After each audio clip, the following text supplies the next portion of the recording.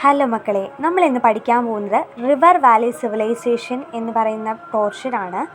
അപ്പോൾ river valley civilisations ഏതൊക്കെയാണെന്ന് നോക്കിയാലോ. അതിനു മുമ്പായി വീഡിയോ കാണുന്ന എല്ലാ കൂട്ടുകാരും ഈ വീഡിയോ ലൈക്ക് ചെയ്യുക, ഷെയർ ചെയ്യുക, കൂടാതെ സബ്സ്ക്രൈബും ചെയ്യണേ. അപ്പോൾ നമുക്ക് ഇയർലി റിവർ വാലി സിവിലൈസേഷൻസിലേക്ക് കടക്കാം. കഴിഞ്ഞ ദിവസം നമ്മൾ ഇയർലി ഹ്യൂമൻ ലൈഫ് പഠിച്ചില്ലേ? ആ ഇയർലി ഹ്യൂമൻ ലൈഫിൽ നവീന ശിലായുഗത്തിൽ മനുഷ്യൻ കൃഷി ആരംഭിച്ചു എന്ന് നമ്മൾ പറഞ്ഞായിരുന്നു. അപ്പോൾ ആ വീഡിയോ കാണാത്ത ഏതെങ്കിലും കൂട്ടുകാരുണ്ടെങ്കിൽ ആ വീഡിയോയും കൂടെ കണ്ടിട്ട് വേണം ഇത് കാണാനായിട്ട്, എന്നാലേ ഒരു കണ്ടിന്യൂഷൻ കിട്ടുള്ളൂ. നവീന ശിലായുഗത്തിലാണ് മനുഷ്യൻ കൃഷി ആരംഭിച്ചത്. കൃഷിക്ക് ഏറ്റവും പ്രധാനം എന്താണ്? വെള്ളമാണ് അല്ലേ? വെള്ളമുണ്ടെങ്കിൽ മാത്രമേ നല്ല രീതിയിൽ കൃഷി ചെയ്യാനായിട്ട് സാധിക്കുകയുള്ളൂ. അപ്പോൾ ജലം അത്യാവശ്യമായി വന്നതോടു കൂടിയിട്ട് ആദിമ മനുഷ്യൻ എന്തു ചെയ്തു? പുഴയോരങ്ങളിലും മറ്റും താമസമാക്കി. ഇതവരുടെ കൃഷി സമ്പുഷ്ടമാക്കി മാറ്റി. അങ്ങനെ പതിയെ പതിയെ അവർ പുഴയോരം കേന്ദ്രമാക്കി ഒരു സംസ്കാരം തന്നെ രൂപപ്പെടുത്തിയെടുത്തു. അതാണെന്ത്? River valley civilizations. ലോകത്തിൻ്റെ പല ഭാഗങ്ങളിലായിട്ട് പ്രധാനമായും 4 റിവർ വാലി സിവിലൈസേഷൻസ് ആണ് ഉയർന്നു വന്നത്.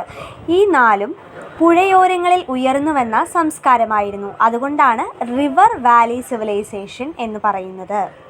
റിവർ വാലി സിവിലൈസേഷൻസ് അല്ലെങ്കിൽ നദീതട സംസ്കാരം എന്നതിൽ ഉൾപ്പെടുന്നവയാണ് Harappan civilization, Egyptian civilization, Mesopotamian civilization, Chinese civilization എന്നിവ.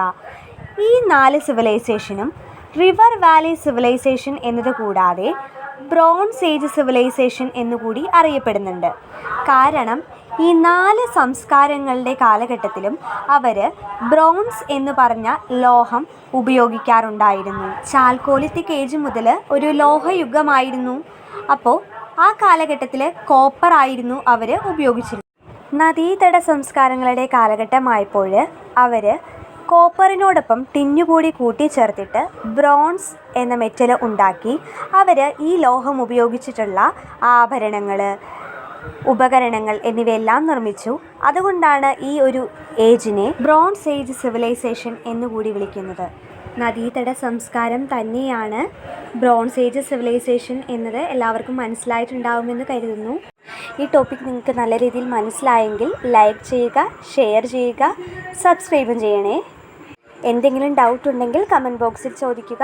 Thank you for watching.